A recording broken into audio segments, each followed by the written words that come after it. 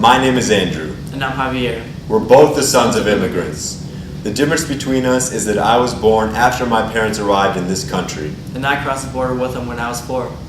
Ann Arbor, Michigan is the only home we've ever known. We grew up here and we went to school here.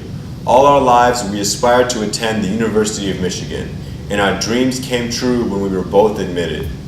The difference between us is that I will be able to pay the in-state tuition rate and pursue a higher education. Well, I will not be able to afford the international tuition rate and will not be attending. Javier is just one of over 29,000 undocumented youth living in Michigan. The University of Michigan does not permit undocumented students to pay in-state tuition. Instead, they're forced to pay the international rates, which are almost 3 times as much. These students are denied equal access to an education at the state's highest-ranked university, even if they perform well enough to be admitted. Why is tuition equality important? Tuition equality is an important issue because we're talking about access to higher education for everybody. This is not about giving a break to people who came into this country illegally. This is not about giving handouts. This is about giving an access to higher education for everybody, no matter the immigration status. Most of the people who would qualify for this are students who graduated from Michigan high school, grew up in this country, have been living in the state most of their life. And all we're asking is for them not to have to pay 3 times more as an international student, but be able to pay the same amount as everybody else in the state of Michigan who graduated from Michigan high school. Why should undocumented students be allowed to pay in-state tuition if undocumented families don't pay taxes?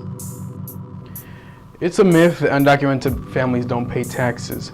They do pay taxes. There's billions and billions of dollars that are not accounted for when immigrants do their taxes. They don't qualify for public assistance. When they pay their taxes, it usually comes from payroll deductions or from just going shopping and paying your regular taxes.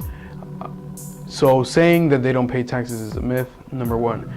The other thing to keep in mind is that undocumented students do not qualify for financial aid and do not qualify for loans because of their immigration status. So this is not a free handout. People still have to pay out of pocket, have to work for it. The only thing we're asking is instead of them having to pay 3 times more, they can just pay their normal rate. And this would give access to higher education for everybody in the state of Michigan.